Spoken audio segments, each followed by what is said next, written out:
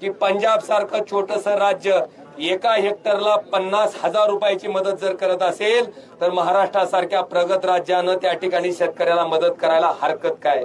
आणि उद्धवजी, आम्ही काल त्यांना तिसरी विनंती केली की तुम्हाला आता डबल इंजिनचं सरकार आहे, भले तुम्हाला अजून कर्ज काढायची वेळ आली तर कर्ज काढा, पण हा शेतकरी जगण्यासाठी धडपडतोय, त्याला उभा करायचा असेल तर आपण कर्ज काढून का होईना पण मदत करा, अशी आर्त हाक या सगळ्या शेतकऱ्याच्या वतीनं आम्ही त्या ठिकाणी मुख्यमंत्र्यांना काल मी परत आमदार कैलास पाटील, प्रवीण स्वामीजी, सुपल साहेब, आम्ही सगळ्यांनी म्हणून त्यांना दिलेले आहे साहेब आणि काल विनंती केली।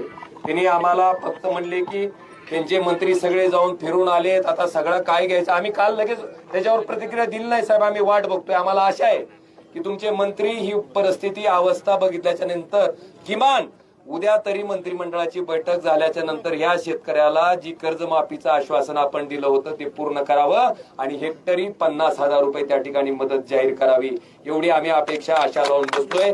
आता आदरणीय उद्धवजी, आज सकाळपासनं लातूर जिल्हा असेल, त्याच्यानंतर धाराशिव मधलं कळंब तालुका, त्याच्यानंतर आता इथं आपल्या सर्वांच्या व्यथा, आपल्या सर्वांच्या अडचणी ऐकून घेण्यासाठी आलेल्या आहेत।